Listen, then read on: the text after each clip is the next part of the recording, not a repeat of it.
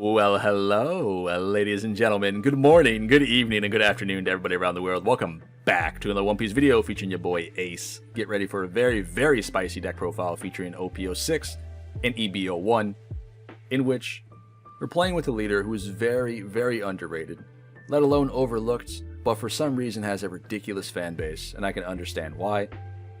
We got a new leader with Ace here recently, which is a lot of fun for those of you guys who are interested in learning Ace or coming into the deck, or not coming into the deck, but coming into One Piece here for the first time. We got the OG Ace being Red from OP03, and we got a brand new Ace that came out in the ST13 Three Brothers decks, so pick your poison. Both are super duper fun. I do think that the blue and yellow will have a little bit of a longer stay in the meta right now, especially with OP07 coming up. New cards. Besides, this list is very, very spicy. It can be built multiple different ways, just like the original Ace can. So, A and B. In any case, we're going to dive into a very, very fun deck list for Red Ace, in which I had a lot of fun with. Although, I do think it struggles against a lot of decks in the format, be it Katakuri still, and Enel. Especially Enel, considering he does have a lot of new stuff that he's getting in OP07, and he got currently in EB01, which is very, very hard to deal with. Being a red deck, we have access to so many different events that allows us to lower power, pop certain cards with Marco, but with Enel and stuff, and having Raigo, and I Am God, this allows him to get so much pressure on you in the early game, especially with the 7-drop Enel, being able to just take out Newgates here with the 6-cost event, and put him down at 1 life, which is where Enel wants to be 9 out of 10. It's a very hard deck to get over with Ace, but against the other decks in the format, be it Gecko Moria, right, and Perona, you actually have some pretty good matchups, especially into Perona, but into Gecko Moria, it's a little tougher of a step, but a lot easier to deal with, opposed to like Enel and Katakuri. Still a very, very solid deck list. And we gained we gained a new card here in EB01, which is Little Oars Jr. He does help out against mono black decks, not so much blue, because like Sakazuki, Rebecca, Crocodile, for example, what's the other one? Queen, they all have access to removal, and like decks like Reiju, which they have access to removal such as like bottom decking. So cards like 3000 Worlds, where's the other one at? Raging Tiger that came out here in OP06. These cards don't really help out your case all too much because it allows them to just bottom deck the Marcos, get rid of the blocker Marcos, bottom deck the Ors, or red rock the Newgate. But against mono black decks, it's a little bit easier for you to pop off, especially considering they don't have a lot of bottom decking cards in their list. They have like Rob Lucci in the Ice Ages, Dressrosa Sword here in Rebecca. Like things that pop cards, you can bring them back with their effects. Like Marco's effects, A and B, and Ors Jr. But bottom decking kind of hurts this deck right now in the format, so you have to be a little bit mindful of blue. Other than that, I do think this deck has a chance at beating some of the tier 2s and tier 3 decks in the format. Just, it's not going to be like the best, you know what I mean?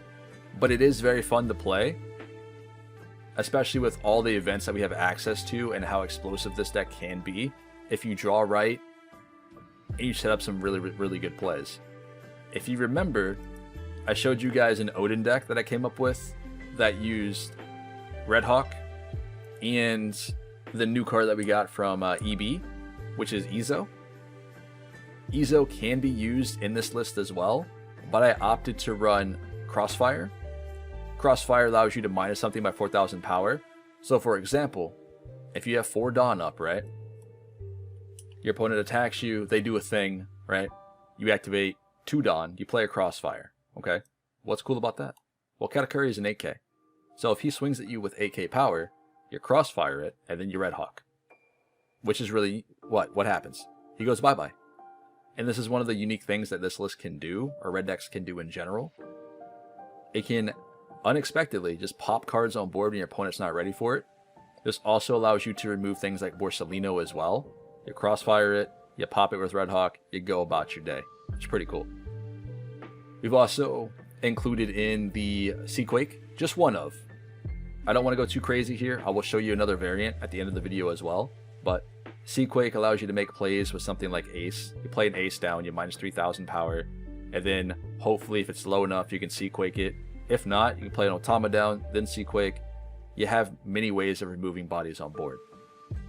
We also included in 2 Fire Fists, which I think this is a given. You know, Ace, Fire Fist makes sense. If you don't like this card, you can take it out. It is what it is.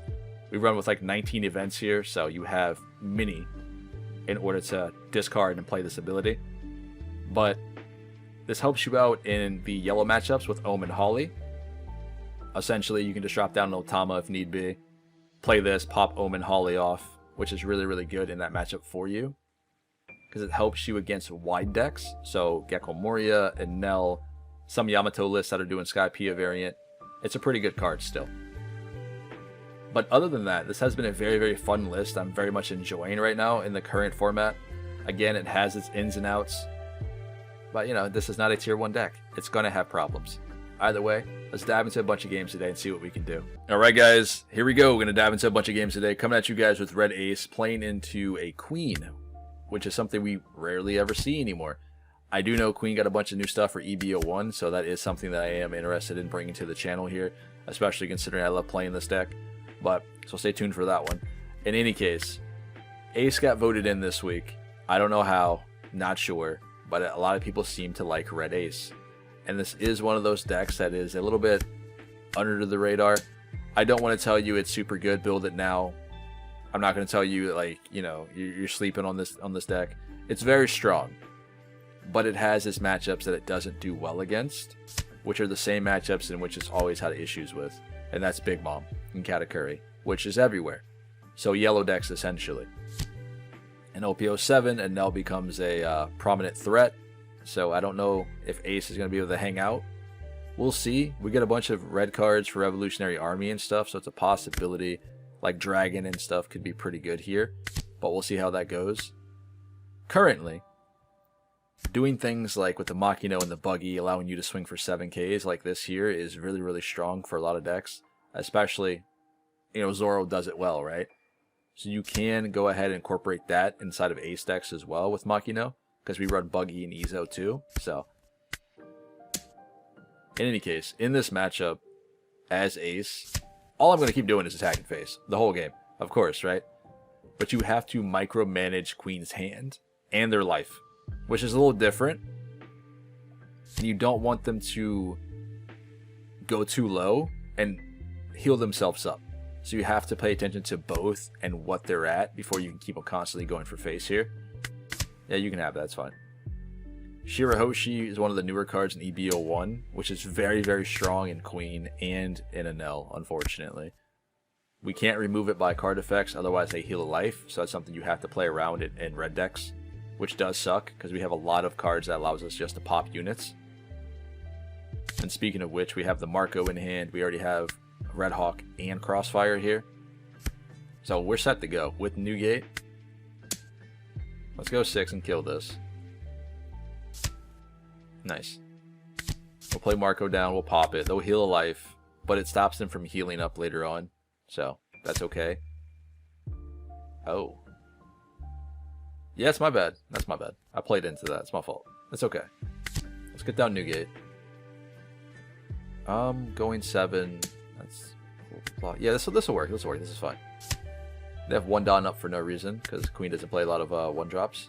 Unless they're playing like Elthor or something. 6, 7 in hand, 2 life left. I think we're sitting pretty good right now. We have to remove the X-Drake, at the very least, and then go for face. And I think we can do that next turn. All we have to do is crossfire the X-Drake, and then 2 Dawn on Newgate, and swing in. And then the rest of the Dawn can go on Ace, and we can go for face.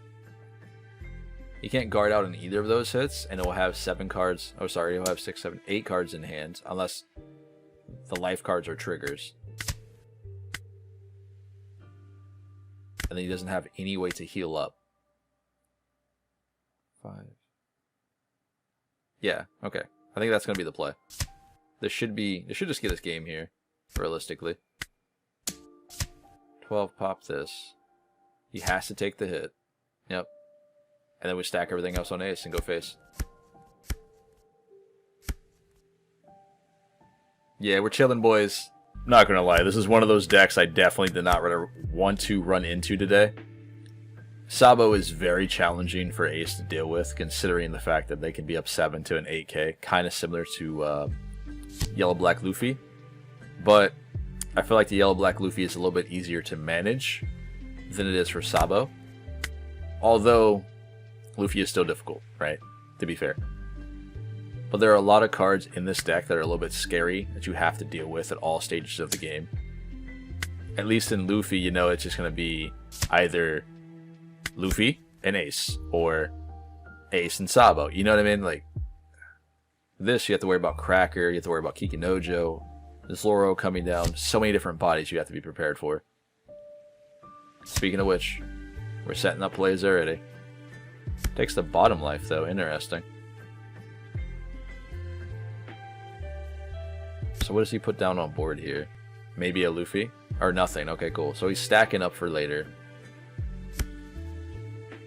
8k. We need to kill the Nami as soon as possible, so that's why we decided to keep up for Red Hawk here. Just remove this. Nami enables Sabo to just pop off for free. And like, without Nami, you feel a little lackluster. It feels like you need her. You know what I mean? So when I did do the video on Sabo deck, I made sure to put emphasis on how important Nami is to the deck. And I know a lot of people aren't using the card, but I feel like you definitely should give it a shot. It makes a huge difference in how you do your plays and how outcomes of a match can be if you have Nami on board. Especially here, he does not want to take that life for whatever reason, so it has to be like a Kikinojo or something. Perhaps. Because he even guarded out of Izo there, so... Yeah, so it has to be something that makes me have to be a 3 life to play on board. There's no other reason for it not to hit the board, right? In that scenario. It's at 6 Dawn here. No Nami. So he has to basically revolve a different strategy here. Nami was giving him free Dawn that was rested. And now he can't do that anymore. Nor does he have enough Dawn management right now to play a body on board, attach to Dawn, and then put it back on life. Unless it's a Zoro, I guess. Goes 6. I mean, we have the counter, but again, I don't know if it's a Kikinojo here or not. Okay, so it's a Momo. That's fine. So you can push the Hiyori back on life here. And I think we're still chilling. Oh, definitely. Alright, this is easy. We just pop down this and go 8k to face. This should really hurt him here as well. Go 9, just in case he does have counter. If he does want to counter this, he needs a lot here to do it. And I'm okay with it if he decides to block out. Okay, fair. No trigger for the second one either, it looks like. Nice. Izo just sits here, does nothing. It's fine, it's okay. Izo will get his turn. Maybe. So here's an ace. So ace is going to go back to top of life after he swings, unfortunately. Yep. Get a rad beam. There's not really a reason to use this, to be fair. So he goes up to 6. He's going to be 6k anyway, so.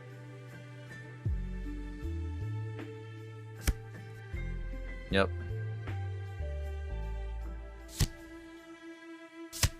Ah, alright. Well played. I'm glad I didn't use Rad Beam. Because technically I could have Rad Beam and then just gave away ores to counter out there. There's another one, unfortunately. Dude, my life triggers suck so far. Buggy. Very unlucky. Okay, so we get a Makino here, which can boost Izo up again. Or we can just go Newgate here and pass turnover, which might make it a little bit difficult for him to deal with us. Although we don't have any Dawn active for our Rad Beams.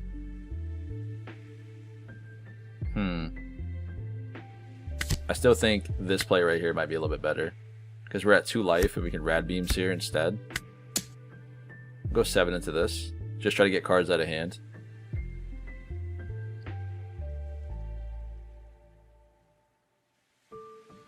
What does he do here?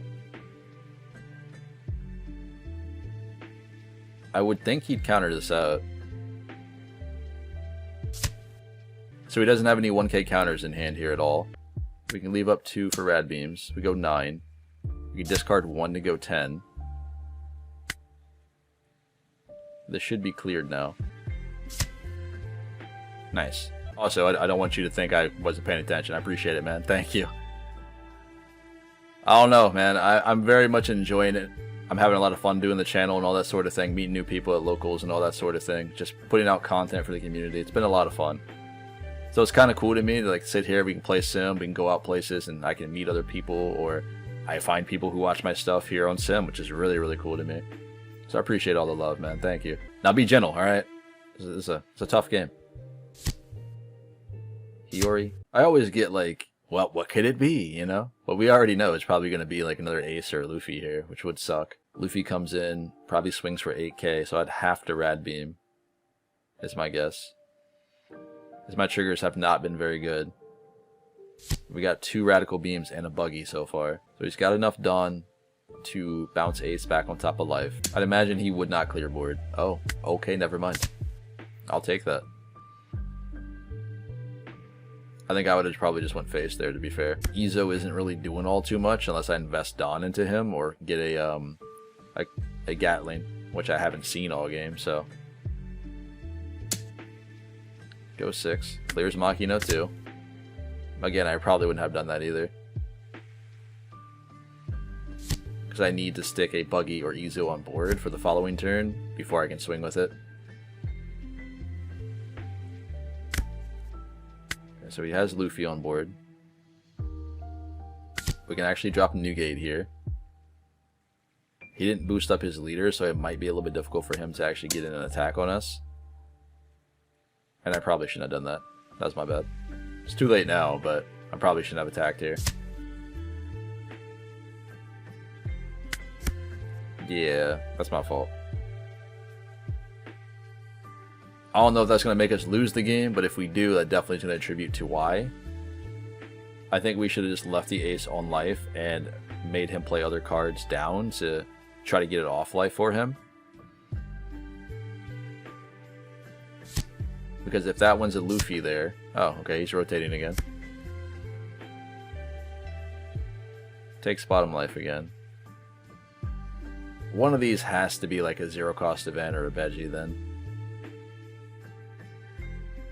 Because it seems like he's playing a little bit more defensive. He doesn't have anything to kick back on life, so he needs something to do that right now. Otherwise, he goes to 0 next turn with Newgate and Ace leader. So Luffy hits the board. Yep, goes to 8. I'd imagine. Right? Yeah. You have the Dawn to do it. So 8k kicks it to life, does the little Luffy ability, which will push Sabo to an 8k swing as well. I guess it's better to guard here. Either way, both attacks are coming at me for 8k. So we just have to guard one of these at the very least. Another Buggy. We had 2 Rad Beams and 2 Buggy in life. That's just very unfortunate. This might have turned out different. I don't know. It's a very hard matchup, I think, for Ace to deal with. It's a constant pressure you have to bounce around between the Ace and the Luffy. I don't think we gamble this one. We have to guard out. Okay, so we get another Marco, which is not great. Nope. I need to find a, what's it called? The 7-drop. Flamer. Yeah, there it is. Cool. Okay. We have the Dawn. That'll make us an 8. This is probably the best choice of action, right? We should probably grab Flame Emperor, pop the Luffy, and then hopefully win game here.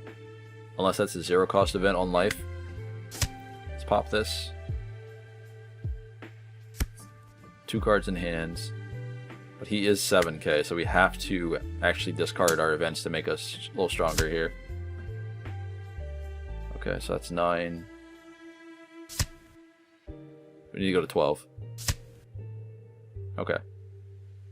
So this is guaranteed damage.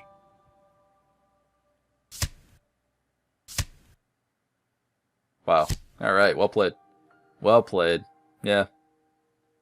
So the Newgate have this game, though? Yeah, we had that game. Well played, buddy. Good job. Goodness. Veggie at the end as usual. That Sabo game was stressful. That was probably one of the toughest matches I've played against Sabo with Ace. I think we did really, really well. Although I guess the Veggie did just do Veggie things. Without it, we took the W. But overall, we did pretty good. I don't think we made too many misplays. Maybe one misplay, maybe. I have to go watch it back. But either way, we're going to dive into this purple-yellow Luffy matchup. Which should be even more challenging, because this is a very, very strong deck in the format right now. But we do have Flame Emperor to pop certain cards and get the double attack off. Or at least push for a bigger number. Because sometimes Luffy can get up to 7 to 9k, depending on how many little ones he gets out. We can opt to do... I guess we just go 8. I don't want to lose Ezo to Garp for no reason right now. So he takes the hit. Cool. Normally they do, so it's alright. 4 Dawn open. I guess you just swing with Luffy and Garp unless he has something to develop here. Well, we go up to 5 Dawn next turn. We can go ahead and Kong gun the Ezo. Okay, he's setting up for plays. You're cool. The usual. Anyway, we can Kong gun the Ezo. Never mind. Still Sabo off top of life, which is pretty solid. Draws 2. I guess he's going to set up his trash for future turns. And baby Luffy. Interesting. Now this is fun. Get another Otama, which isn't too bad. We can actually use Otama quite well here in this matchup with Marco. But now we have to get past a 7k and a 6k blocker. Kong Gun is pretty good here. Or Kong Gatling. I don't want to... Yeah, sorry. My bad. Don't correct me. We don't get the extra boost, though, because it's the leader that has the 7k and not the Sabo. So do keep that in mind. But we can still become an 8k. We can leave up 2 Dawn here for Red Hawk if need be and pop like a Hiyori or Garp or something. That'll probably protect us from a hit as well, which is nice because he probably won't attack us with the Sabo here. Alright, so he takes the damage. So now Luffy has to forcibly take his own life here, otherwise I'm not going to do it. You normally never want to leave them at 1 life unless you're ready to push them. You want them to actually expend their own resources to force them to go back to 0.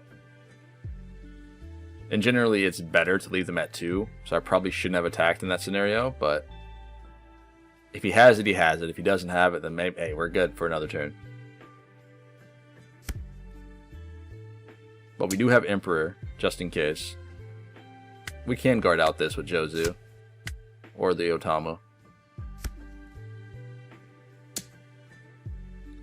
Oh, cool. So he doesn't have another way to boost himself here. That's nice. Go ahead and do the thing. We can pop this and run Ezo into Garp. Oh, he's actually attacking with Sabo. I really don't want to take this hit, though.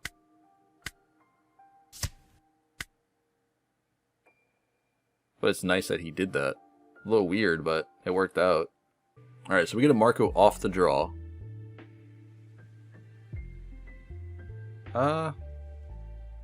I guess we could just Marco the Garp here instead. Or we can just do this instead. So we'll just run the Ezo into the Garp. Which is okay. Marco's not going to get any value because I cannot pop the Sabo here with the Otama. And I don't think it benefits me to just Flame Emperor Sabo and attack for double. When he's just willing to take the last life here. So getting another body on board is probably the better play. 7. Let's try 7 here and see what he wants to do. I imagine he gives me a card for it. He gives me a 2k counter Satori, which is not bad, but it's not what I wanted to see. That card is so good. It just enables decks like a Nell and Luffy to just start doing shenanigans early game. It sets up a Nell from 3 to 2 life with the Ace Rush, which is pretty cool. And Luffy just allows him to do shenanigans. So here's an Ace. Yep. Yep. Sure. Oh boy. Well, I told you it's going to be a tough game. Trying to figure out how we're supposed to navigate this now. With both these bodies on board. Some of these we have to actually take. Because Luffy swings in for like 11, right? Yeah, he swings in for 11k. I don't think we should take this hit.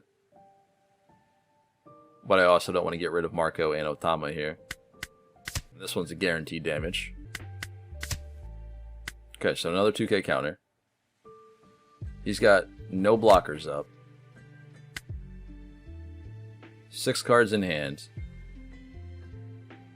The Luffy just enabled our Kong Gatling, which is really nice. So let's go ahead and pump this on Marco and just go for it.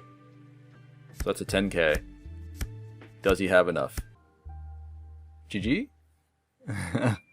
He needs a lot. Okay. Oh, come on, man. You don't got it. You lying. Let's go. You guys see how stressful these games have been? Sabo and then Luffy back to back. Goodness. Ace is hanging in there, but versing these like top meta decks, it's very hard for Ace to get a foot sometimes, I feel.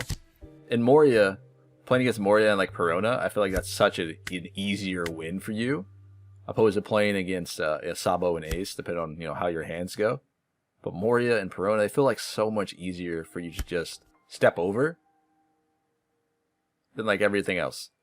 But what am I supposed to do? I didn't find a Moria yet. I have not run into a Perona in like days, so there's that. And it just seems like the Luffy and the Sabo variants and everything else is more popular, which it should be, because it's a lot more fun. But in any case, let's dive into this matchup with Hannibal. This is another deck in which we rarely ever see. Came out in EB01, brand new deck, which is really, really cool, impelled down. So, he has a really interesting leader ability as well. It allows you to put a 2-cost or greater impel back to your hand and set up some Dawn at the end of your turn, which is pretty cool. Ooh. So we get a Crossfire here. And we already have Red Hawk, which is nice. Okay. Sorry, he sets up Dawn as active, my bad. In any case, what we could do, we could go 6, save 2 Dawn up for the Crossfire in the Red Hawk, and pop something else on board.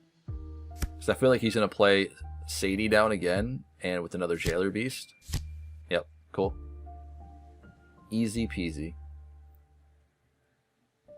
So now, all he has to do is not attack me. That's all he's got to do. Okay, never mind. Thanks, buddy. I appreciate it.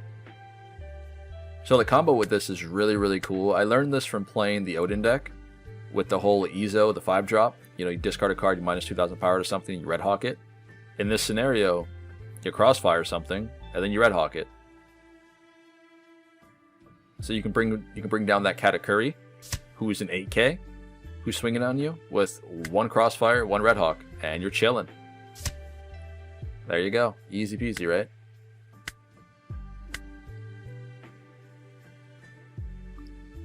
And I imagine he bounces that back up. Yep.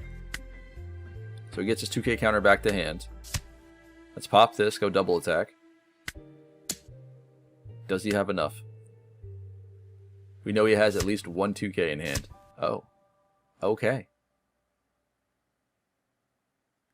Maybe he just decided to take it instead. I don't know. He's already at 10 Dawn.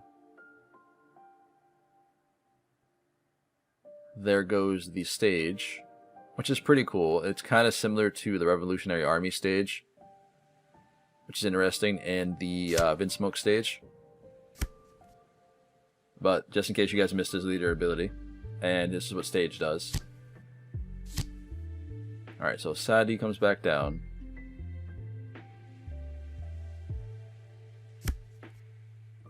So he plays Chihaha on the board, which is interesting. He does have Rush though, so another 5k swing that can possibly hit me. Let's throw down a Marco here. 5 Dawn left to play with. Magellan, okay. That's fine.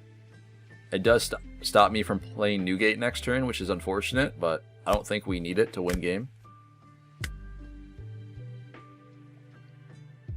Because we have quite a bit of counter in hand to at least last one more turn. Depending on what he does.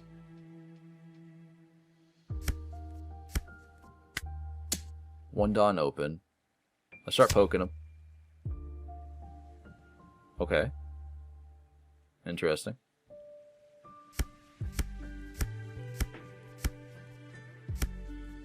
Now what do you do?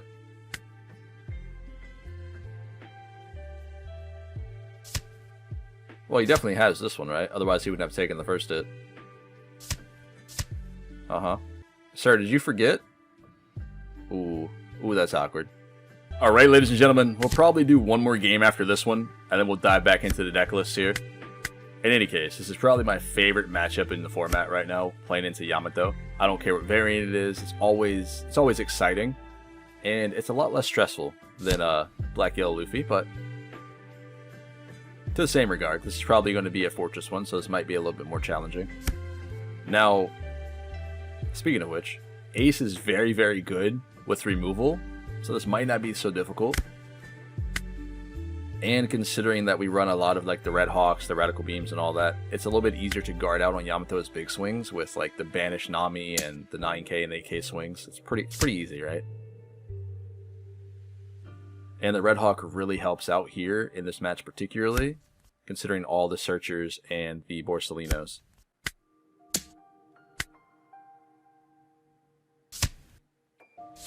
Alright, so we get a baby 5 down here. What are they looking for? Doflamingo, I'd assume. I mean, there's not a lot of there's not a lot of cards in the list in which is very good in the Yamato here, unless they're looking for like Dofi or some 2k counters. There's not a whole lot you need to be worried about. It's the Bonnie ones that you have to pop immediately because they're looking for Kid. Baby finds you the Rosinante, but as long as you guys are prepared to pop the Rosinante and have things ready to go, you should be fine. Especially if you're running any variant of this Ace build here. Because again, you just need the Red Hawk and the Crossfire to pop things. Especially Kid. We'll save up 2 Dawn here.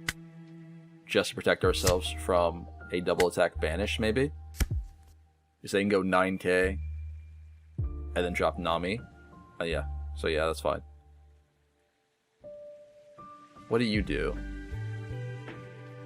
They do have a lot of counter, it looks like, probably saved up for Kid.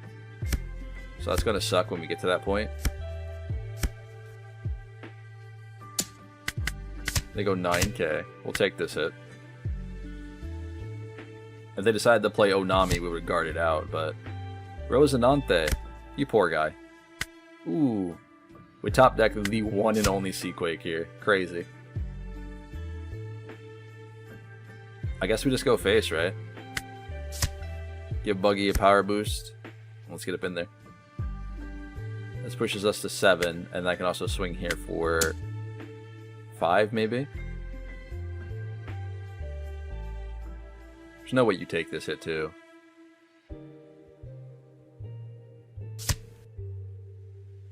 Okay. That's 2 cards out of hand. So let's go 8. I'm not really worried about anything at this point. Hodie's not going to be a problem.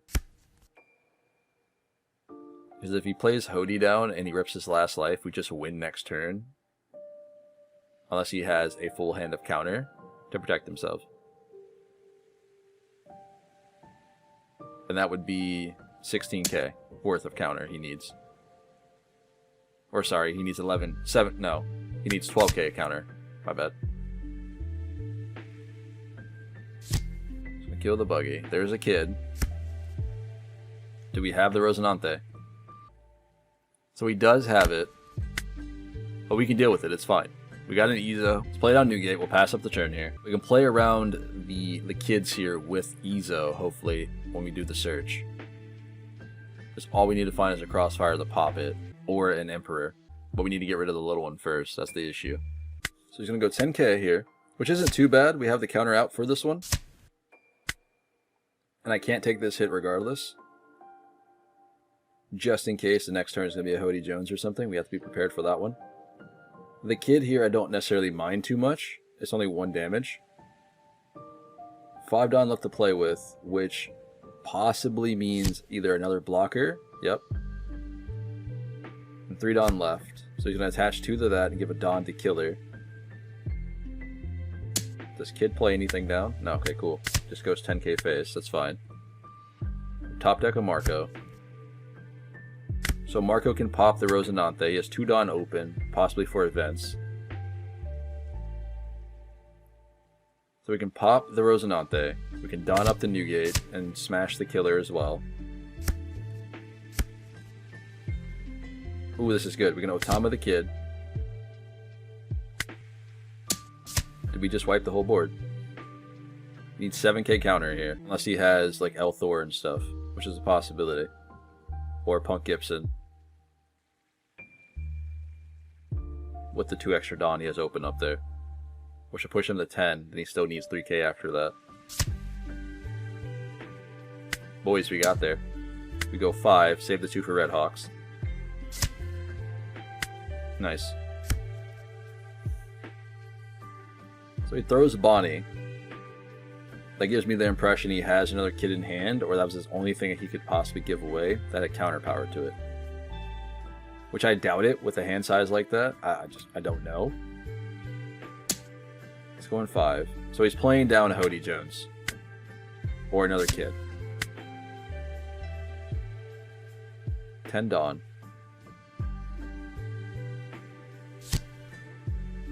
Oh, or Dofi. Alright, so he had Dofi in hand already. Totally forgot about that. It's fine, it's fine. We'll get there, it's okay. And you guys may be thinking, just stack it on Otama and just go for face. I feel like that's super greedy, and I don't want to do that necessarily. Let's just do this, go 9. 9's better than 8, so we're going to have a little bit of awkward Don count down here at the bottom. Which is not too bad, because we're going to play Marco here. So Marco will do one of 2 things. If he does have Hody Jones, he either rests both Don and leaves up Marco, or he rests a Don and Marco. Either way, we'll have a blocker or Red Hawk ready to go. That's why I decided to leave up 3 instead of 2 Don. And I think we should be fine. Unless he has, what's the other card? Amaru. Amaru would be a problem here. Yep, there's the Hody Jones. 3 Don left. So he decided to rest Marco and Otama for some reason. Like I said, either way, if he decided to rest Marco, right? He can only rest 1 Don at that point. So I still have 2 Don active for Red Hawk. If he decides to rest both Don, I still have Marco as a blocker. In that scenario, that's when he would need the Amaru to rest the Marco.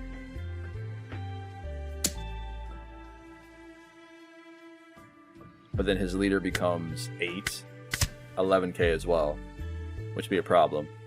Or sorry, 9k, my bad. But with this off trigger, I think we're good to go. So make Dofi a 6. So now we can guard that with just 1 2k. So we'll drop 2k counter for Otama here.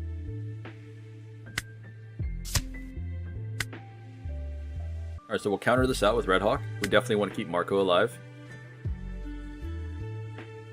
I mean, I guess we could just, you know, let Marco go and then reborn him, but this way works fine.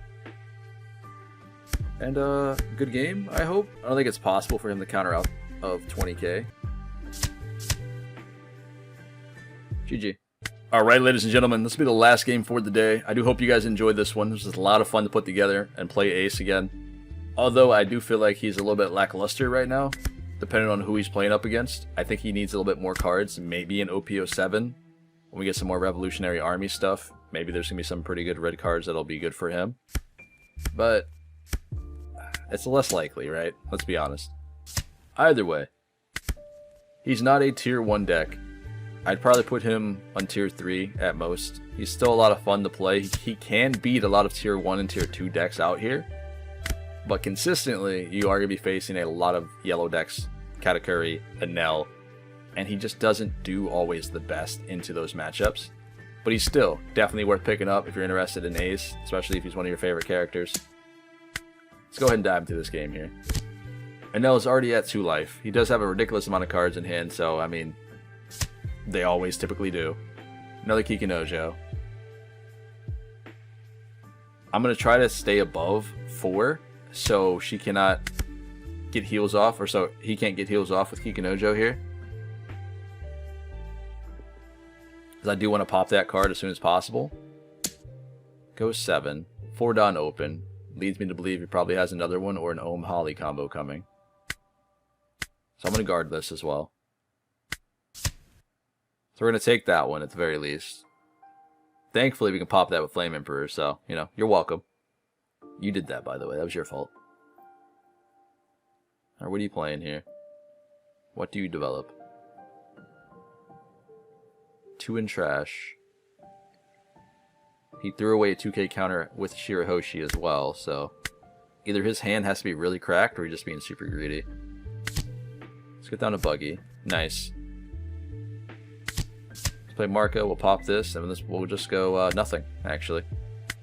Because attacking him is probably not the best idea right now. It pushes him to 1 life, and I don't want to do that because we don't have enough to push for game just yet. We can go Newgate next turn, which will slow him down quite a bit, and Newgate is something that's going to be on board unless he has the new event. I forgot what it's called off the top of my head, but it allows him to pop any card on your opponent's side of the field, but he has to trash all his life up to 1 life left. Y'all know what I'm talking about. I just forget it, my bad. It'll come to me later when I'm not thinking about it. Don't do it. Okay, I'm just going to bring him back. It's fine with me. Marco decided to take 2 hits for me, so I appreciate you. We got to bring him back, man. It's just another sticky body on board that allows us to get free damage in.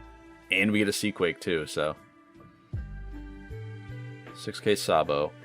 I cannot pop him with Seaquake. He's going to be at that awkward 4k number instead of 3. It might just be better here just to play Newgate and pass turn at that point. We go up to 7. Yeah, because smacking him just allows him to rotate his hand, essentially. Or to see more cards, basically. You don't want that. Does he have the Yamato, though? That could change this game drastically. No. Reject. That sucks. As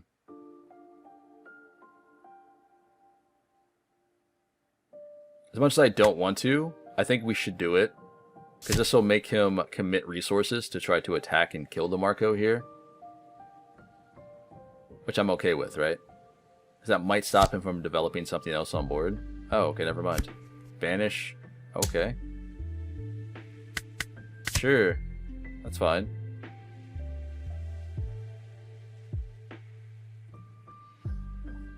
And then we just guard out here with Marco.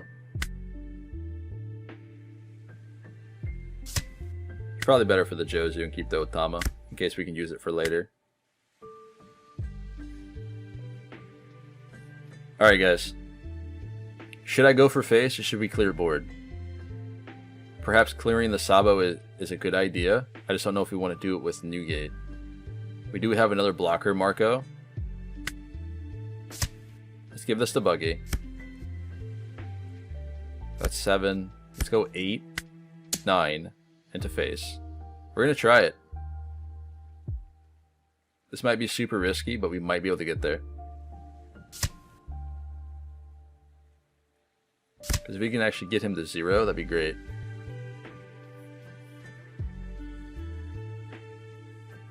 He gave me no cards out of hand to counter that, so let's try 8. If he guards out, okay. Okay, now we'll try to kill Sabo here. We might as well just go all 9, yeah. Go 9k to face. I do want to try killing Sabo. Ooh. Nah, let's go face again. Okay. So we didn't play down the Marco, which does suck, right? But I feel like he's just gonna Yamato here anyway to heal up. Like he has to. He didn't have a Yamato here either. Let's guard out. What does he do? Like Katakuri? Okay, fair. That sucks.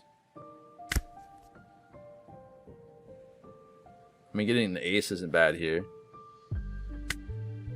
I just don't know how we would play around this. Because if I attack with leader, he takes the hit and kills Marco, right? So perhaps we go for face here anyway. He had counter. Wow. I think that was our misplay then. Meaning we probably should have went like a bigger number there with Marco.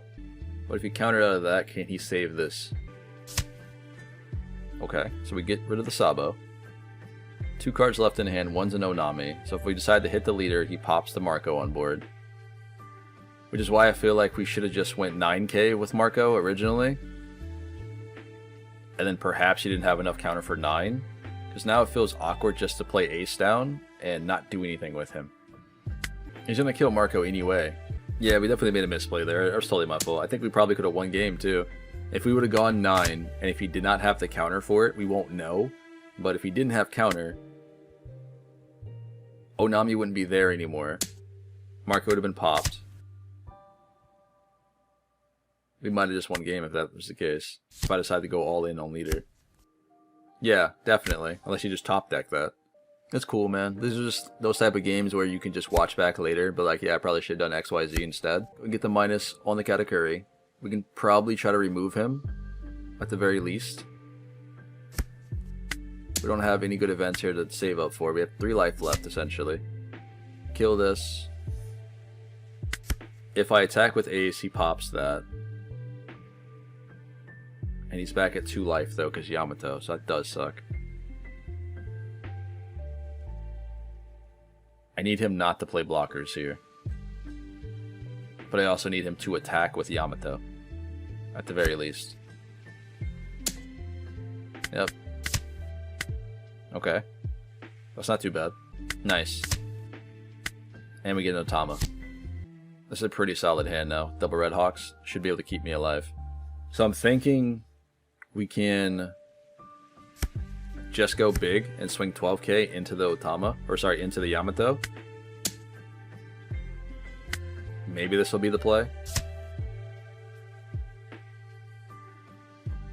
If we had a Crossfire there, we would play the Crossfire to pop the Kikinojo, just so you wouldn't have another attacker for next turn. And then play down the Marco. But instead, we have another Red Hawk, which is unfortunate. Okay. Ooh, actually, you know what? I shouldn't have attacked with Ace. I should have left him at 2 life there. Just in case he does have another Yamato here or something. We should have just left him at 2 life and moved on with the day. Because the only play I can do now is just to drop Marco on board. Because Otama does not reach the Kikinojo, it only goes down by 2k, and I can't pop it with Seaquake. Huh. That's fine. It's okay. 2 misplays. It's okay. It's fine. We'll get there. You see, now, if that was his extra life that I decided to attack with leader, I did it to myself, right? Let's be fair. But he could have top decked it, but if it was his extra life, that's totally my fault. I deserve it. So I cannot get out of this. So we go up to 9k with Red Hawk. This pushes us to 6. This pushes us up to 10. Then we have to get rid of the Otama. And then I guess he just runs me over with 11k. Yeah. It was a good try, man. We tried it. I think if we didn't make those two mistakes, we might have had the game earlier. But either way, don't beat me up too bad. Let's go ahead and dive back to this deck. Let's see you guys in a split second. Let's go, boys.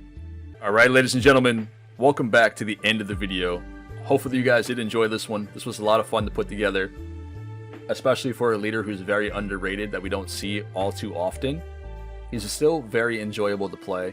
He does have a lot of unique builds that you can do with Ace, and he's quite flexible with the picks and the ratios of cards that you select. Let alone, he does have some pretty good matchups still in this format. But I'm going to go ahead and show you guys a version 2 of Ace that you might be interested in. It might be a little bit fun, maybe something you haven't tried yet when it comes to Ace. Who knows? But this was the list that we were playing around with in today's video here. So if you need to look at it one more time, feel free. In any case, make sure you try it running with the Kong Gatling gun. As you saw, this allows you to pump up cards such as Buggy and Ezo to like 7Ks with 1 Don attached and do some pretty good numbers other than Ezo, right? It can boost up Marcos, any card on your board and leader, it can pump. So unlike the other event that we were running with, which was, where's it, Fiery Doll? This allows you to pump the leader, only the leader, whereas this allows you to pump anything on your board, which is pretty strong for 2 Don as well.